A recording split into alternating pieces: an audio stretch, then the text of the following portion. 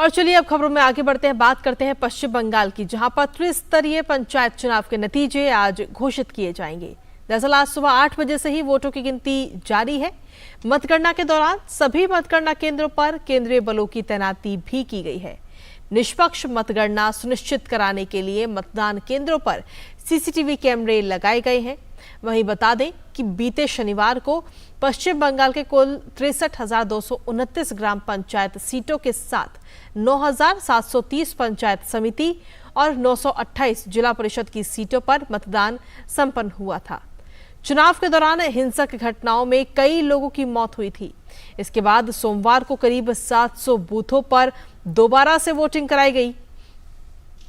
पश्चिम बंगाल के राज्यपाल सीवी आनंद बोस पंचायत चुनाव की मतगणना की स्थिति का जायजा लेने के लिए भांगर और कैनिंग सहित दक्षिण 24 परगना जिले का दौरा करते हुए नजर आएंगे। और इसी पर ताजा अपडेट देने के लिए हमारे साथ में हमारे संवाददाता प्रसन्नजीत बख्शी इस वक्त जुड़ रहे हैं कोलकाता से। प्रसन्नजीत, क्या कुछ अभी ताजा अपडेट है, क्योंकि वोटों की गिनती सुबह 8 बजे से शुरू हो चुकी है, लेकिन जब वोट पड़ रहे थे तो उस दौरान कई जगह से हिंसक खबरें भी सामने आई, तो क्या अभी तक ऐसी स्थिति बनती हुई नजर आई है कुछ, क्योंकि हर जहां पर मतगणना हो रही है वहां पर सीआरपीएफ भी तैनात की गई है। हाँ, देखिए, ये तो सही है कि सीआरपीएफ आखिर तक तैनात किया गया है, लेकिन जो हिंसा हम पहले भी देखे थे उसका एक छोटा रूप हम सुबह से देखने को हमें मिल रहा है और हमें पता नहीं आगे जाके क्या होने वाला है। एक तो है कि कई जगह पे जो विरोधी पक्ष है, जैसे बीजेपी का हो, चाहे वाम मोर्चे का हो, चाहे वो कांग्रेस का हो, इनकी जो काउंटिंग एजेंट है वो उन लोगों को अंदर जाने नहीं दे रहा है। इसीलिए कई जगह पे बीजेपी की जो काउंटिंग एजेंट है वो रास्ता ब्लॉक करके धरने पे बैठे हुए हैं, किसी जगह पे थाने के सामने धरने पे बैठे हुए हैं और किसी जगह पे वो आहत होके अस्पताल भी पहुंच गए हैं लोग। ऐसा स्थिति अभी ये 10 बजे तक पिछले 2 घंटा में ऐसा होने लगे हैं। जो हम 8 जून से 10 जुलाई तक देखे हैं उसी का एक कड़ी आज भी देखने को हमें मिल रहा है। लेकिन आशा करता है कि आगे जाके जो सुरक्षा बल है वो पूरी स्थिति के ऊपर नियंत्रण लाएंगे, लेकिन अगर इलेक्शन कमीशन पूरी तरह से इसके ऊपर निगरानी ना रखे तो ये आगे जाके भयंकर हो सकता है। इसी का चिंता है हम लोगों को।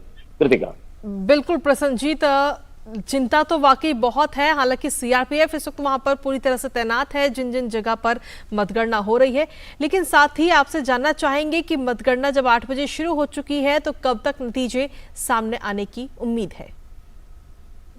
ये एक काफी इंटरेस्टिंग सवाल है, क्योंकि काफी देर बाद, मतलब हम लोग जब पत्रकारिता शुरू किए थे तब हमको पता था कि बैलेट पेपर में हम चुनाव देखे थे और बैलेट पेपर में चुनाव का गिनती ये 3-4 दिन तक चलता था। बिल्कुल। इस बार काफी दिनों के बाद पूरे हिंदुस्तान में बंगाल की चुनाव, ये पंचायत चुनाव बैलेट पेपर में किया गया। क्यों किया गया ये तो अलग कहानी है जी। लेकिन जो छोटे छोटे बूथ है, ये सही है कि 500-600 पंचायत की बूथ में जो मतदाता होते हैं उनकी संख्या कम है, लेकिन फिर भी इसको गिनने में कितना टाइम लगेगा, खासकर से जिला परिषद जो करीब करीब एक असेंबली सीट की जैसा है, तो वो जिला परिषद कितना टाइम लगेगा, रुझान कब तक मिलेगा हम लोगों को, और इसके अंदर कितना धांधली होने जा रहा है, क्यों विरोधी पक्ष की जो काउंटिंग एजेंट है इनको अंदर जाने नहीं दिया जा रहा है, ये सबको लेकर हम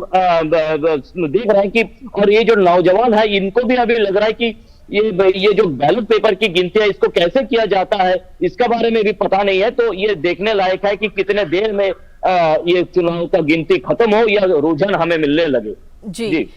प्रसन्नजीत, जिस तरीके से हमने हिंसा की कई सारी खबरें देखी, इसी बीच कई लोगों की मौत भी पश्चिम बंगाल में हुई है, तो ऐसे में क्या आज जब गिनती हो रही है तो पश्चिम बंगाल में किसी नेता की तरफ से किसी प्रकार की कोई अपील लोगों की तरफ से की गई है?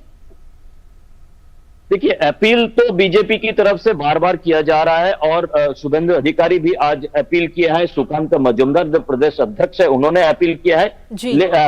और ये मुझे कहना चाहिए कि बाकी लोगों की तरफ से, मतलब अधीर रंजन चौधरी या मोहम्मद सलीम, उनके तरफ से भी अपील किया गया है लेकिन कहानी यह है कि आप जैसे बताया कि राज्यपाल डॉक्टर सीवी आनंद बोस कुछ ही देर में हो सकता है वो दौरे पे निकले और साउथ 24 परगना की कुछ जगह पे जाए, तो इससे मालूम चलता है कि किस तरह की स्थिति है जहां पे एक राज्यपाल को स्थिति का मुआयना करने के लिए ग्राउंड जीरो पे पहुंचना उन्होंने अपना उचित समझा। तो चाहे जितना भी अपील अपोजिशन की तरफ से हो, जितना भी कोशिश गवर्नर की तरफ से हो, अगर स्टेट इलेक्शन कमीशन, अगर उनकी जो प्रशासन ये अपना जो कर्तव्य, अपना जो दायित्व है वो पालन ना करे, तो ये अपील जो है वो सारे बेकार हो जाएंगे। तो उसका थोड़ा थोड़ा इंसिडेंट्स हम देखने लगे हैं, तो देखते हैं आगे जाके क्या है। जी प्रसन्नजीत, सुबह 8 बजे काउंटिंग शुरू हुई थी और अब लगभग 10:30 बज रहे हैं। 2.5 घंटे का वक्त बीत चुका है। तो इस बीते 2.5 घंटे में क्या किसी प्रकार की कोई हिंसा की खबर अभी तक पूरे पश्चिम बंगाल में कहीं से भी सामने आई है? बिल्कुल बिल्कुल आई है। जैसे मैं पहली सवाल के जवाब में बता रहा था, कुछ लोग अभी हॉस्पिटल पहुंच चुके हैं। दक्षिण 24 परगना में, कोच बिहार में, मुर्शिदाबाद में, ये जो जगह है, ये सारे इस जगह से हमें वायलेंस का खबर मिलने लगे हैं। तो इसीलिए मैं बार बार चिंता जता रहा हूं कि अगर ये 2-2.5 घंटा में ऐसा हो जाए तो आगे जाके जब थोड़ा रुझान आने लगेगा, जब जो जीतने वाले हैं वो थोड़ा सा आउट ऑफ कंट्रोल हो जाएंगे, तब क्या होगा मुझे पता नहीं। चलिए, बहुत बहुत शुक्रिया प्रसन्नजीत तमाम जानकारी और अपडेट्स देने के लिए। आप अपनी नजर जरूर इस खबर पर लगातार बनाए रखिए। तो पश्चिम बंगाल में काउंटिंग इस वक्त जारी है, लेकिन छुटपुट हिंसा की खबरें भी वहां पर सामने आ रही हैं।